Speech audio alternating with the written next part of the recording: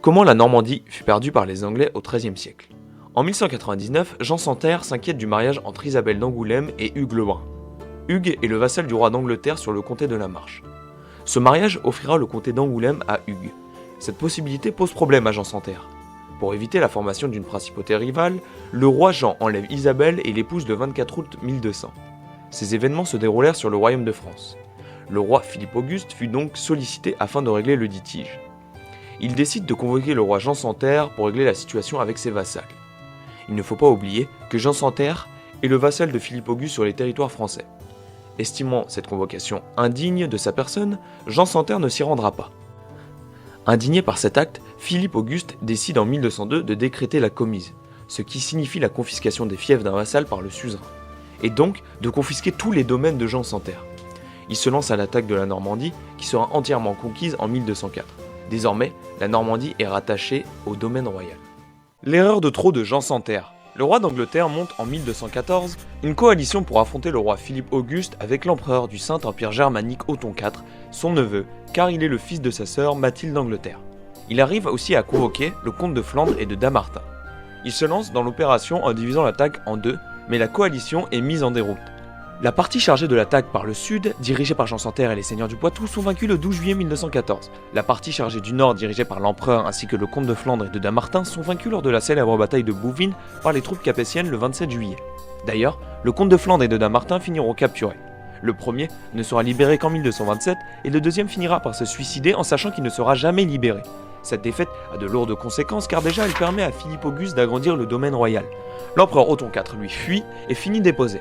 Le roi d'Angleterre Jean Santerre, qui devait déjà faire face à des nobles agacés par de nombreux faits, notamment à cause des pertes en France de 1204, doit, après cette défaite majeure, céder des libertés après une courte guerre civile. C'est l'apparition de la Grande Charte le 15 juin 1215. Mais finalement, il n'y a pas de retour au calme. C'est la première guerre des barons qui vont notamment faire appel à Louis VIII, fils de Philippe Auguste, pour prendre la couronne d'Angleterre.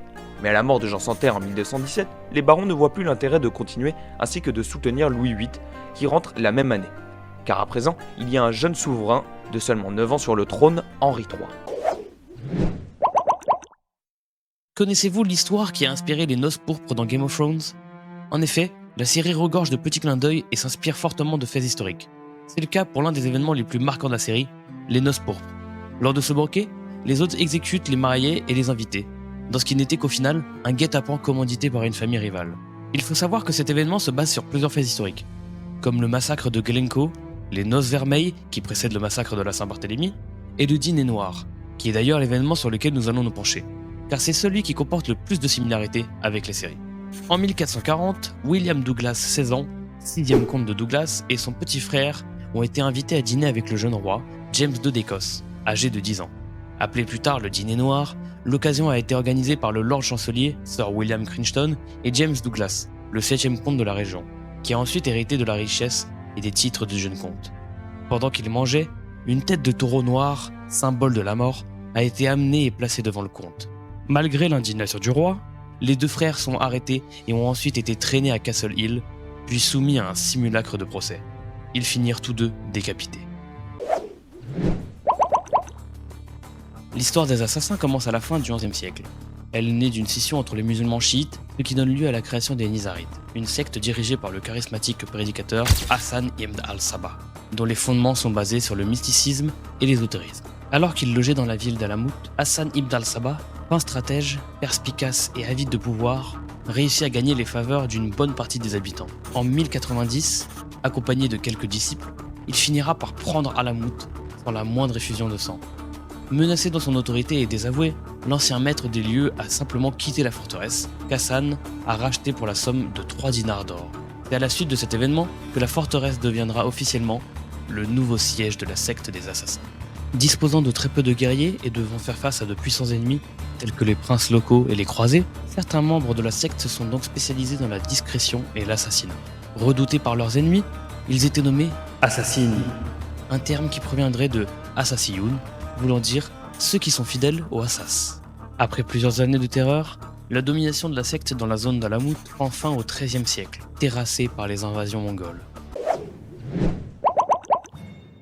Guillaume le Maréchal naît vers 1146 en Angleterre.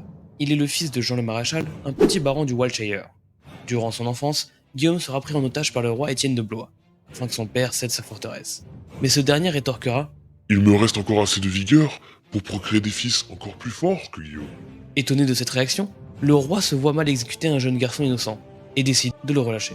C'est donc du haut de ses 12 ans que Guillaume décide de quitter sa famille et de partir s'installer au château de Tancarville en Normandie, chez un cousin de sa mère. Il sera éduqué à la littérature, à la religion, au combat, et c'est également ici qu'il apprendra le concept de chevalerie.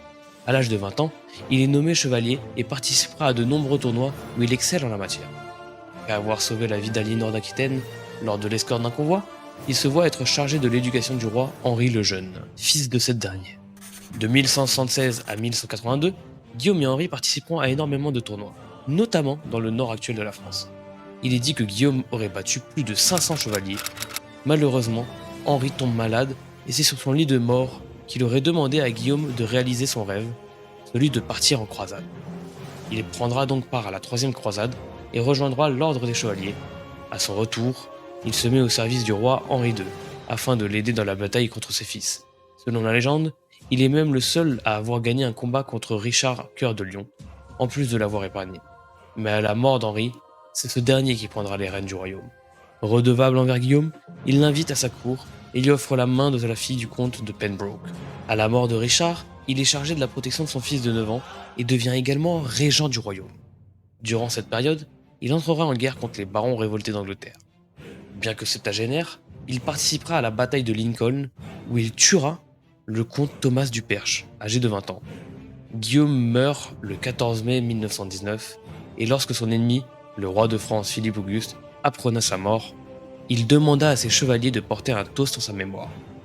Et c'est durant ce même hommage qu'il sera qualifié de meilleur chevalier de l'histoire.